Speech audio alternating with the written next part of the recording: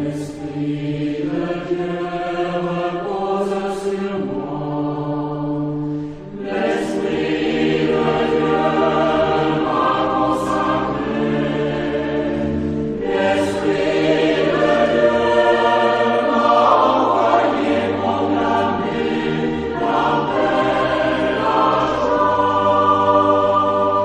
joie. L'abus des préceptes.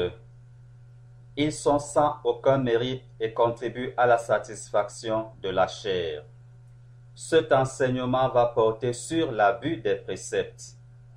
Ils sont sans aucun mérite et contribuent à la satisfaction de la chair. Pour cet enseignement, nous allons nous appuyer sur Colossiens chapitre 2, du verset 16 au verset 23. Lisons ce qui est écrit. Que personne donc ne vous juge au sujet du manger ou du boire, ou au sujet d'une fête, d'une nouvelle lune ou des sabbats. C'était l'ombre des choses à venir, mais le corps est en Christ. Qu'aucun homme, sous une apparence d'humilité ou par un culte des anges, ne vous ravisse à son gré le prix de la course, tandis qu'il s'abandonne à ses visions et qu'il est enflé d'un vain orgueil par ses pensées charnelles, sans s'attacher au chef dont tout le corps, assez solidement assemblé par des jointures et des liens, tire l'accroissement que Dieu donne. Si vous êtes mort avec Christ au rudiment du monde, pourquoi, comme si vous viviez dans le monde, vous impose-t-on ces préceptes? Ne prends pas, ne goûte pas, ne touche pas. Préceptes qui tous deviennent pernicieux par l'abus et qui ne sont fondés que sur les ordonnances et les doctrines des hommes. Ils ont à la vérité une apparence de sagesse en ce qu'ils indiquent un culte volontaire, de l'humilité et le mépris du corps. Mais ils sont sans aucun mérite et contribuent à la satisfaction de la chair. Nous allons aussi nous appuyer dans un deuxième temps sur Matthieu chapitre 10, du verset 17 au verset 20. Il est écrit: Mettez-vous en garde contre les hommes, car ils vous livreront aux tribunaux et ils vous battront de verges dans leurs synagogues. Vous serez amenés à cause de moi devant des gouverneurs et devant des rois pour servir de témoignage à eux et aux païens. Mais quand on vous livrera, ne vous inquiétez ni de la manière dont vous parlerez, ni de ce que vous direz. Ce que vous aurez à dire vous sera donné à l'heure même, car ce n'est pas vous qui parlerez, c'est l'Esprit de votre Père qui parlera en vous. Nous allons donc nous appuyer sur ces deux textes pour l'enseignement d'aujourd'hui. Nous savons que l'enseignement d'aujourd'hui consiste à montrer que l'abus des préceptes humains n'a aucun mérite devant Dieu et ne contribue qu'à la satisfaction de la chair. Reprenons donc Colossiens chapitre 2, versets 16 à 23. Que personne ne vous juge au sujet du manger ou du boire, ou au sujet d'une nouvelle lune ou des sabbats. C'était l'ombre des choses à venir, mais le corps est en Christ. Ici, la parole de Dieu nous enseigne que personne ne doit juger la spiritualité de l'autre, tant que cette spiritualité est pour la gloire de Dieu, tant que cette spiritualité est pour servir Dieu, tant que cette spiritualité est pour adorer Dieu, et qu'elle n'est pas en contradiction avec la loi de Dieu, il ne faudrait pas juger l'autre, parce qu'il ne fait pas comme nous. Ce n'est pas parce que l'autre ne sert pas Dieu comme nous que nous allons le juger comme quelqu'un de perdu. La parole de Dieu dit que personne ne vous juge. Parce qu'ici, Dieu est en train de parler de ses enfants, de ceux qui marchent déjà selon sa volonté, de ceux qui appliquent déjà sa parole, de ceux qui suivent ses commandements. C'est d'eux que Dieu parle. C'est ceux-là qu'il ne faut pas juger. Il dit que personne donc ne vous juge au sujet du manger ou du boire. Si quelqu'un mange et qu'il mange pour la gloire de Dieu, il fait bien, il n'y a pas à le juger. Si quelqu'un ne mange pas ou ne boit pas pour glorifier le Seigneur, il n'y a pas à le juger. Si quelqu'un célèbre des fêtes ou des sabbats ou des jours particuliers, la parole de Dieu dit, tant que c'est pour la gloire de Dieu, vous n'avez pas à le juger parce que vous ne le faites pas. Si quelqu'un fait un jour et que vous ne le faites pas, vous n'avez pas à le juger. Si faites ce jour-là en enfant de Dieu, en obéissance à Dieu et qui n'enfreint aucune loi de Dieu. L'Écriture dit, c'était l'ombre des choses à venir, mais le corps est en Christ. Ces choses-là étaient autorisées avant, mais aujourd'hui, ce que Dieu attend de nous, c'est être unis en Christ. C'est d'appartenir au corps du Christ. Parce que Christ est venu et toutes ces choses-là n'étaient que l'ombre des choses à venir. Ces préceptes-là que les gens suivaient, c'était pour attendre le Christ. C'était l'ombre des choses à venir. La réalité est en Christ. Aujourd'hui, nous avons la réalité qui est Jésus-Christ vivant. Jésus est vivant et il est présent. Et ce qu'il faut pour se lier à lui, pour être membre du corps du Christ et que tout ce que nous ferons sera inspiré par le Saint-Esprit, il faut lire la parole de Dieu soi-même. Ce n'est pas quelqu'un qui la lira pour nous. Ce n'est pas quelqu'un qui va nous l'interpréter. C'est pourquoi il faut la méditer. Ce n'est pas quelqu'un qui va nous dire ce qui est écrit dans la parole de Dieu, ce que cela veut dire pour nous en ce moment précis. En ce moment précis, qu'est-ce que Dieu nous dit? La parole de Dieu contient tout. Et ce n'est pas quelqu'un qui nous le dira. Nous devons mettre cette parole de Dieu en pratique à tout instant, en toutes choses, en toutes circonstances, parce que c'est la volonté de Dieu et parce que c'est comme ça que nous devenons enfants de Dieu. En ce moment seulement, nous prions en enfant de Dieu. En ce moment seulement, nous prions en enfant de Dieu et notre prière sera exaucée.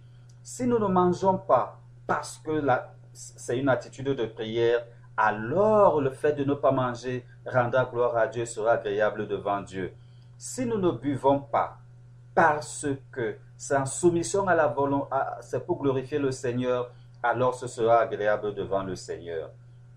Il est écrit qu'aucun homme, sous une apparence d'humilité et par un culte des anges, ne vous ravisse à son gré le prix de la course, tandis qu'il s'abandonne à ses visions et qu'il est enflé d'un vain orgueil par ses pensées charnelles. Beaucoup de rituels, beaucoup de préceptes ne sont fondés que sur les préceptes humains. Ne fais pas ceci, ne fais pas cela. Voilà ce que tu dois faire. Voilà ce que tu dois faire. Voilà telle position que tu dois adopter. À telle heure, tu dois faire ceci. À tel moment, tu dois faire ceci. Il faut utiliser ceci. Il faut utiliser cela. Le chrétien ne doit pas marcher selon ces préceptes. La Bible dit bien de ne pas suivre ce genre d'individu qui s'abandonne à ses visions. Parce qu'il viendra vous dire, le Seigneur m'a parlé. Qu'est-ce qui te rassure toi que c'est vraiment le Seigneur qui lui a parlé?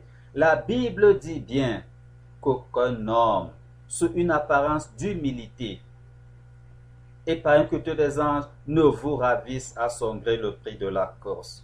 Tu es déjà chrétien, tu es déjà enfant de Dieu, tu as gagné. Dès que tu es enfant de Dieu, tu as gagné. Ne permets donc à personne, la parole de Dieu nous met en garde, ne permets que personne ne vienne ravir ton prix. Parce que lui te dit qu'il a des visions. Parce que lui te dit qu'il a des pensées. Mais la Bible nous dit qu'il s'abandonne à ses visions. Ne le suis pas. Beaucoup vous disent, le Seigneur m'a parlé, le Seigneur m'a révélé, j'ai eu telle vision. La parole de Dieu te dit, ne les écoute pas. Parce qu'ils vont ravir le prix de ta course. Ne les écoute pas. Pour la prière, tu n'as besoin de rien. Tu n'as qu'à entrer dans ta chambre et de prier Dieu au nom de Jésus. Et il est là et t'écoute. Tu n'as pas besoin de faire ceci ou de faire cela dans un premier temps. Mais si tu marches en enfant de Dieu, alors le Seigneur lui-même peut te conduire en te disant, ne bois pas ceci, ou bien ne bois pas en tel moment, ou alors ne mange pas ceci, ne mange pas en tel moment, ou alors fais ceci ou fais cela. Dieu seul te le dira. Mais ne suis pas les hommes qui vont te dire qu'ils ont eu des visions. La parole de Dieu te dit qu'ils vont ravir le prix de ta course, parce qu'un enfant de Dieu, tu as déjà gagné. Il est écrit que qu'un tel homme est enflé d'un vain orgueil. Il est enflé d'un vain orgueil par ses pensées charnelles. Lorsqu'on va te dire que pour prier, il faut adopter telle position, sinon tu n'as pas prié, ce ne sont que des pensées charnelles. quelqu'un qui va te dire que pour prier, il t'a été révélé qu'il faut aller à tel endroit précis, à tel moment précis, il est enflé d'orgueil et s'attache à de vaines visions. La parole de Dieu te dit, attache-toi à Christ seul. Attache-toi à Christ seul. Et le Christ te révélera à tout instant ce que tu dois faire, comment tu dois marcher. Comme le Saint-Esprit lui-même a poussé Jésus au désert pour y être tenté par le diable, le Saint-Esprit conduira tous tes pas et tout ce que tu feras.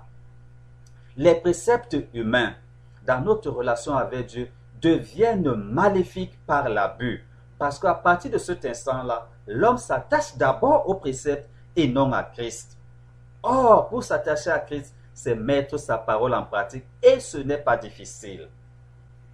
Si vous êtes mort avec Christ au rudiment du monde, pourquoi, comme si vous viviez dans le monde, vous impose-t-on ces préceptes?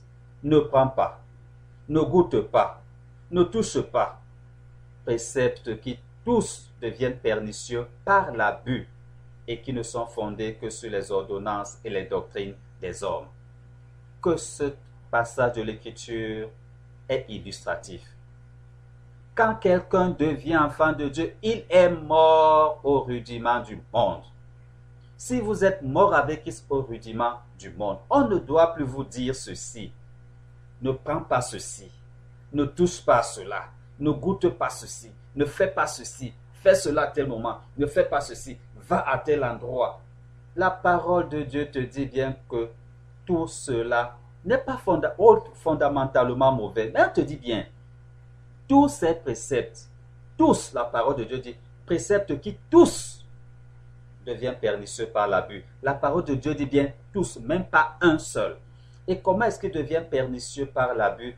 Parce que lorsque le chrétien se soumet à ces préceptes qui ne sont fondés que sur les ordonnances et les doctrines des hommes, c'est les hommes qui vous disent, pour faire telle chose, il faut faire comme ceci, il faut faire comme cela, à tel moment.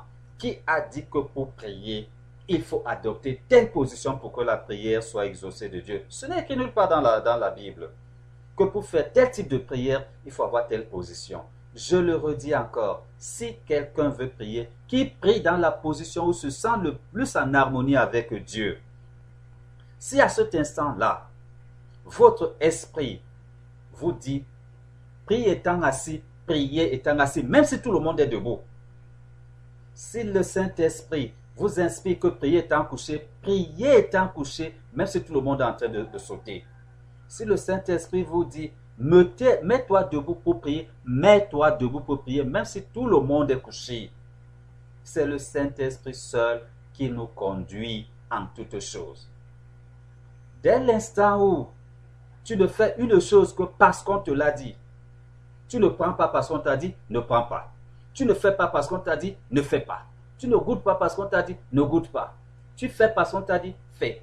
Tu fais à tel moment parce qu'on t'a dit, ça doit te faire à tel moment. La parole de Dieu dit bien.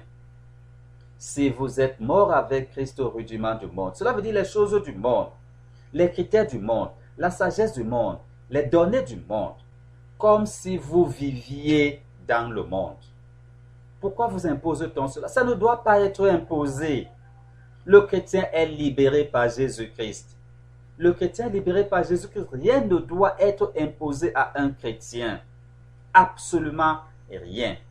Et surtout, ces choses-là deviennent très mauvaises lorsque nous vivons par ces choses-là. Lorsque c'est quelqu'un qui établit comment notre spiritualité, comment notre relation avec Dieu doit être bâtie et construite, alors nous ne sommes plus enfants de Dieu en ce temps-là. Parce que nous marchons selon ce que d'autres personnes ont déterminé pour nous. C'est Dieu seul qui doit déterminer son rapport avec nous. Et pour que le rapport entre nous et Dieu soit déterminé par Dieu, il faut que nous soyons enfants de Dieu. Ce n'est pas qu'il faut balayer d'un revers de la main tout le cadre mis en place par les communautés religieuses pour essayer d'encadrer les chrétiens pour qu'ils marchent bien dans le chemin de Dieu. Ce n'est pas mauvais. Ces communautés religieuses essayent aussi simplement d'aider les chrétiens à marcher à la suite de Jésus. Mais le cadre mis en place par ces communautés religieuses n'est pas une camisole de force. Ce n'est que la façon Donc, eux, ils pensent qu'ils peuvent aider. Je dis bien aider. Ils peuvent aider. Mais on n'est pas obligé de marcher selon le cadre qui a été installé par les groupes religieux, ce qu'on appelle religion. Ce n'est pas le cadre qui a été installé par une religion qui va sauver l'homme. La religion essaye simplement d'aider l'homme à se sauver. La religion essaye simplement d'aider l'homme à aller vers Dieu. La religion n'est pas l'aboutissement de l'homme, elle sert à aider l'homme à aller vers Dieu. Donc lorsque la religion met un cadre, ce n'est pas pour que la personne se soumette à ce cadre-là automatiquement pour arriver à Dieu. C'est le cadre qu'ils ont trouvé de par leur pensée humaine. C'est le cadre qu'ils ont essayé de mettre de par leur pensée humaine comme adapté pour conduire les hommes à Christ. Mais celui qui est en Christ n'a plus besoin de ce cadre-là. Celui qui a besoin en Christ n'a plus besoin de ce cadre. Mais seulement il ne doit pas détruire ce cadre parce que ce cadre aide les faibles. Ce cadre aide les faibles à aller vers Christ pour qu'eux aussi deviennent matures. C'est ça la religion. Mais lorsque quelqu'un mettra forcément en pratique les pratiques religieuses, ne prends pas, ne goûte pas, fais ceci à tel moment, ne touche pas à ceci, ne dis pas cela, et qu'il le fasse uniquement parce que sa religion le lui demande, parce que le groupe religieux le lui demande, la parole de Dieu dit bien que préceptes qui tous deviennent pernicieux par l'abus et qui ne sont fondés que sur les ordonnances et les doctrines des hommes. Parce que ces hommes-là prennent la parole de Dieu et l'instrumentalisent. Ils instrumentalisent la parole de Dieu pour la tourner à leur avantage. Certains vont vous dire, par exemple, qu'il faut référer à eux pour votre relation avec Dieu. Ce n'est pas vrai. Dès que quelqu'un est enfant de Dieu, il n'a plus besoin de maître, il n'a plus besoin de leader, il n'a même plus besoin d'enseignant. La parole de Dieu dit personne n'enseignera plus l'autre. Tant qu'on t'enseigne, tu n'es pas encore véritablement enfant de Dieu. Quand tu deviens enfant de Dieu, tu n'as plus besoin d'enseignement. Cela ne veut pas dire que tu dois rejeter les enseignements des autres. Parce que même les enseignements des autres t'aideront à avancer vers Dieu. Mais ils ne seront pas une fin pour toi. Personne n'est une limite pour le chrétien. Dès que quelqu'un est chrétien, il est enfant de Dieu et jouit des privilèges d'enfant de Dieu. Qu'on arrête donc d'imposer aux autres ce que nous voulons pour le tourner à notre avantage. Ne fais pas ceci, ne fais pas cela, fais ceci, fais cela. Ce verset, ce passage de la parole de Dieu nous dit que lorsqu'il y a abus dans toutes ces choses, ça devient pernicieux. Pernicieux, ça veut dire que ça devient contraire à la volonté de Dieu. Ça devient improductif. Et qu'est-ce qui est écrit? Ils ont à la vérité une apparence de sagesse, en ce qu'ils indiquent un culte volontaire, de l'humilité et le mépris du corps. Mais, la parole de Dieu dit, mais ils sont sans aucun mérite et contribuent à la satisfaction de la chair. Cette partie de ce texte, je l'apprécie beaucoup parce que dans les groupes religieux, ce cadre mis en place pour aider les enfants de Dieu à grandir dans leur relation avec Dieu a en vérité une apparence de sagesse. Oui, parce que ceux qui diront, ceux qui mettront en place, indiquent un culte apparemment volontaire. Mais ça indique aussi de l'humilité et le mépris du corps. La parole de Dieu nous enseigne ici que ce cadre-là, ces préceptes-là, ces rituels-là, ils ont à la vérité une apparence de sagesse. Lorsqu'on va vous dire ne fais pas ceci, cela aura effectivement une apparence de sagesse. Lorsque quelqu'un te dira ne fais pas ci, ça doit être fait comme ça doit être fait comme ceci, oui, cela aura une apparence de sagesse. La parole de Dieu dit ils ont à la vérité une apparence de sagesse. En ce qu'ils indiquent un culte. Un culte, c'est une adoration. C'est un service divin. Ils indiquent un culte volontaire. Ces gens-là vous feront croire que ce que tu fais est une volonté de Dieu, est une adoration de Dieu, alors que c'est eux-mêmes qui ont établi ce cadre-là. C'est eux qui veulent que ces choses marchent comme ça. Mais ces choses ont l'apparence de la sagesse et ces choses-là sont apparemment un culte agréable à Dieu. Et quand tu les suis, ça démontre de l'humilité, le mépris du corps, l'abandon à la volonté de Dieu. Mais quelle est la sentence de la parole de Dieu ici? mais ils sont sans aucun mérite et contribuent à la satisfaction de la chair. Lorsque nous venons à Matthieu chapitre 10, du verset 17 au verset 20, il est écrit: mais quand on vous livrera, ne vous inquiétez ni de la manière dont vous parlerez, ni de ce que vous direz. Ce que vous aurez à dire vous sera donné à l'heure même, car ce n'est pas vous qui parlerez, c'est l'Esprit de votre Père qui parlera en vous. Ne vous inquiétez ni de la manière dont vous parlerez, ni de ce que vous direz. Ce que vous aurez à dire vous sera donné à l'heure même, car ce n'est pas vous qui parlerez, c'est l'Esprit de votre Père qui parlera en vous. C'est ça le véritable chrétien.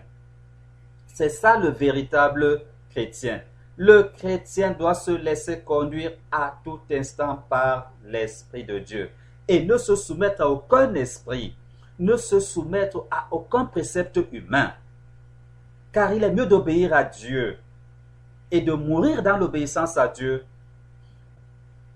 La religion ou ceux qui vous conduisent en Dieu peuvent vous dire n'importe quoi.